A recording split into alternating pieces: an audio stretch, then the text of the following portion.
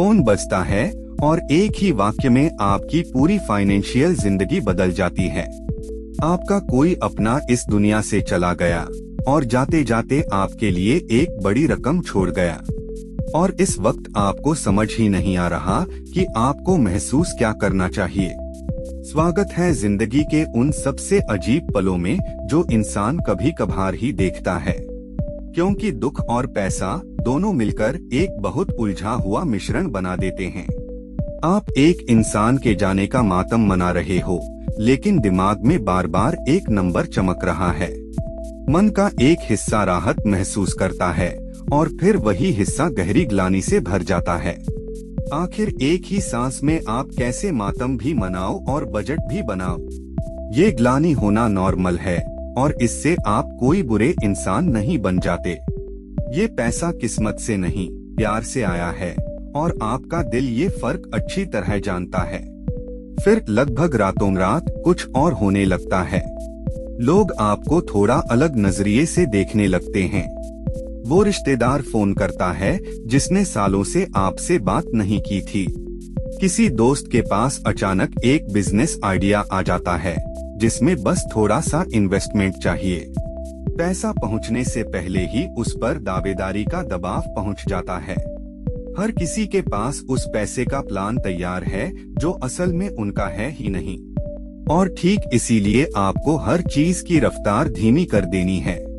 एक आंकड़ा सुनो जो आपको एक पल के लिए ठहरने पर मजबूर कर देगा।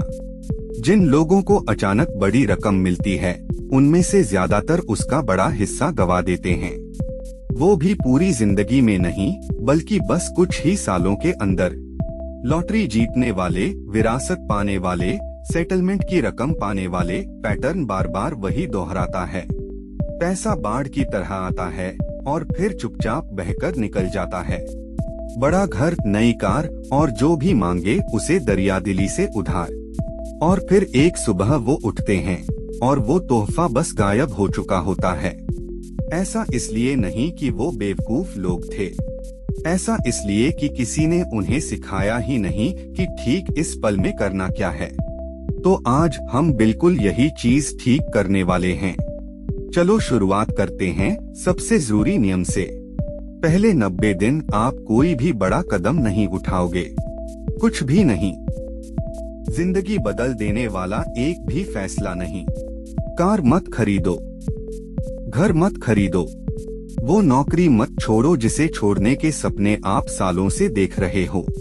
किसी एक इंसान से भी पैसे का वादा मत करो, चाहे वो कितना ही गिड़गिड़ाए।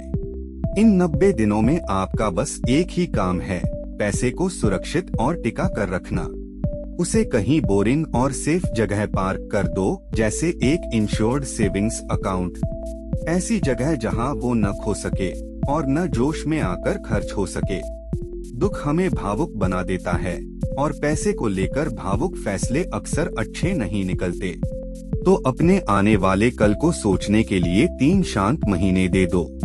और एक खामोश नियम है जो किसी भी तिजोरी से ज्यादा आपकी हिफाजत करता है। रकम का असली नंबर लगभग किसी को मत बताओ। जितने कम लोग नंबर जानेंगे, उतने ही कम हाथ उसकी तरफ बढ़ेंगे। पैसे को टिका रहने दो, माहौल को शांत होने दो और अपने दिमाग को साफ होने दो। अब जब आप दोबारा चैन की सांस ले सको, तब असली काम शुरू होता है। स्टेप 1, ठीक ठीक समझो कि असल में आपको मिला क्या है। अचानक मिली रकम बहुत कम बार सिर्फ कैश का ढेर होती है। इसमें से कुछ हिस्सा किसी बैंक अकाउंट में पड़ा पैसा हो सकता है, कुछ हिस्सा एक घर हो सकता है या जमीन या कोई प्रॉपर्टी। कुछ इन्वेस्टमेंट हो सकते हैं, जैसे शेयर, फंड या कोई छोटा बिजनेस। और कभी कभी विरासत के साथ कर्जा भी आता है जिसे पहले चुकाना पड़ता है। तो ये सब साफ साफ लिख डालो 2 कॉलम में। एक तरफ क्या आपका अपना है और दूसरी तरफ क्या चुकाना बाकी है। जब तक आपको ये पता न हो कि असल में आपके हाथ में क्या है, तब तक समझदारी का प्लान नहीं बन सकता। स्टेप 2, टैक्स और कानूनी कागजात को संभालो। ये हिस्सा बोरिंग लगता है, लेकिन आगे आने वाली हर चीज की हिफाजत यही करता है। विरासत अक्सर एक कानूनी प्रक्रिया से गुजरती है जिसे प्रोबेट कहते हैं। ये बस इस बात की पुष्टि करता है कि वसीयत सही है और पैसा हक से आपका है। आप कहाँ रहते हो इस पर निर्भर करता है कि इसमें से कुछ पर टैक्स लगेगा या नहीं। और सबसे आखिरी चीज जो आप चाहोगे वो है सालों बाद आने वाला अचानक का बिल। तो कागजात सही करवा लो और ठीक ठीक जान लो कि आप पर कितना बकाया है। जो देना है दे दो, हिसाब साफ रखो और चैन की नींद सो जाओ। स्टेप 3, अपना इमरजेंसी फंड बनाओ या उसे भर दो। ये वो पैसा है जो सिर्फ जिंदगी के अचानक आने वाले झटकों के लिए अलग रखा जाता है। अपने आम महीने भर के खर्च का 3 से 6 गुना जमा करने का टारगेट रखो। नौकरी छूटना, मेडिकल बिल, गाड़ी का खराब हो जाना, जिंदगी में कुछ भी हो सकता है। इमरजेंसी फंड का मतलब है कि एक बुरा हफ्ता कभी फाइनेंशियल तबाही न बने। ये कोई रोमांचक चीज नहीं है, लेकिन यही वो जमीन है जिस पर बाकी सब टिका होता है। स्टेप 4, अपना हाई इंटरेस्ट वाला बुरा कर्जा खत्म करो। मतलब क्रेडिट कार्ड और महंगे पर्सनल लोन। ऐसा कर्जा तेजी से बढ़ता है और चुपचाप आपके आने वाले कल को खा जाता है। इसे चुकाना ऐसा है जैसे जीरो रिस्क पर एक गारंटीड रिटर्न कमा लेना। किसी चमकदमक के पीछे भागने से पहले इससे खुद को आजाद कर लो। अब और सिर्फ अब हम उस मजेदार हिस्से तक पहुंचते हैं। स्टेप 5, पैसे को बढ़ाओ और उसे अपने लिए काम पर लगा दो। बस इसी तरह एक बार मिला तोहफा जिंदगी भर का फायदा बन जाता है। पैसे को खर्च करने के बजाय आप उसी से और पैसा बना लेते हो। ज्यादातर लोगों के लिए इसका मतलब है लंबे समय के लिए इन्वेस्ट करना।